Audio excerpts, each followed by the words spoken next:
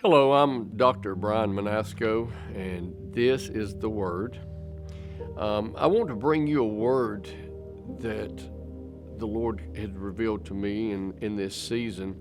About 2 weeks ago, I went into a time of fasting because I felt, the church went into fasting for 21 days, but I felt personally that I needed to fast because I wanted to see a little bit more of God this year. I wanted to see a direction. I wanted God to guide me in His path in 2022. And I didn't want to just follow any old way or follow, the way I did in 2021. I wanted to see what God had for me, and I went to a season of fasting, and I chose to do a Daniel fast. And when you fast, the thing to do is you need to pray, you need to read the Word, and I started doing those things. And I actually started reading the Word more than I usually do, and spending a little more time in prayer and trying to discern things that the Lord wanted to reveal.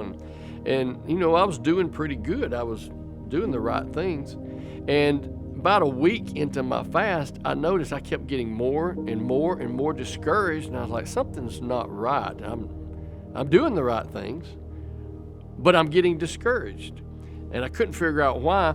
And so I asked the Lord, what's going on? And then He revealed to me, not only was I doing the right things, I was also turning on the news and listening to what the world had to say. And on one particular instance, I turned on the news, and all they were talking about was wars and rumors of wars. Russia could invade Ukraine, and China is standing at the border of Taiwan, and this is going on in one country, and that's going on in another country, and the next day I'd turn on the news, and it would be somebody bashing somebody else, and somebody's offended, somebody's this and somebody's that, and it was causing discouragement in a time when I should have been getting an uplifting through the Spirit. And then the Lord led me to a passage that I believe is a word for us here tonight. And it's in Matthew 24. And the disciples had come to Jesus, and they asked Him, they wanted to know what it was going to be like in the last days, and what would be a sign of His coming, what would it be like in that day. And Jesus, He proceeds to tell them some things that you would see in that day. And we're seeing pretty much all of them right now. He says to them, you're going to hear of wars and rumors of wars. He says that you will see nation rise against nation. He said you'll see famines and pestilence. And we've seen enough of COVID. And if it's not COVID, it's going to be something else and something else. He said, you're going to see these things happening in the last days. He said earthquakes. You're going to see earthquakes. And if you look in the news lately, off the coast of Hawaii, there was earthquakes that was happening. And that was feeding into my spirit. I was seeing these things that's happening around me. And the disciples were asking, and Jesus was telling them, this is what you're going to see. He said, many will be offended. He said there will be those that betray one another. He said people will hate one another. You'll see false prophets arise. And He was going through all these things that they were going to see. But that is not what Jesus was concerned with. And if you look starting at verse 4, Jesus starts to address what He thinks that they need to be more concerned with. They were looking around them. They were looking at the things that may be happening, a sign. But Jesus says, I'm more concerned with what's happening inside of you than what is happening around you. Because if you can control what's happening in you, then you're not affected by what's going on around you. He tells them, He said, first, He says, I don't want you to be deceived. He doesn't want the world to deceive you by all this stuff bombarding your spirit. I think one of the greatest things that we need to pursue in our fast and in our prayer time in this season is having a spirit of discernment, because there's so much coming at us that it can cause chaos and it leaves us confused as to what to do.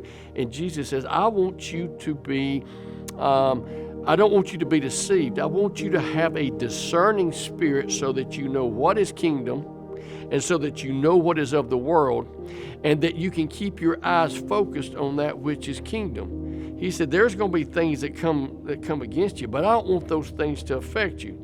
I want you to have the discernment and be able to separate what is good and what is bad and not allow the bad to affect you. And he also addresses, he said, I want you to have,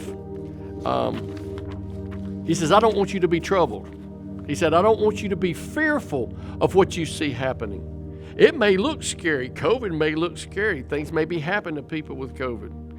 He said, it may look, the earthquakes may look scary, but I do not want you to have fear. Do you realize that fear actually is a product of a lack of discernment? When you cannot see or understand what's happening around you, it brings a sense of fear. And he said, I want you to have discernment, and I don't want you to have fear. But if you're not going to, you got to first go after discernment so that you know what's happening. And when you know what's happening, you won't be fearful. And he said, I want you to be able to endure until the end. How are you going to be able to endure if you don't know what kingdom's saying? God's trying to speak to us, and he's trying to reveal things to us, but there's so much chaos going on around us, and it's causing fear and it's causing division. He said we need to stop.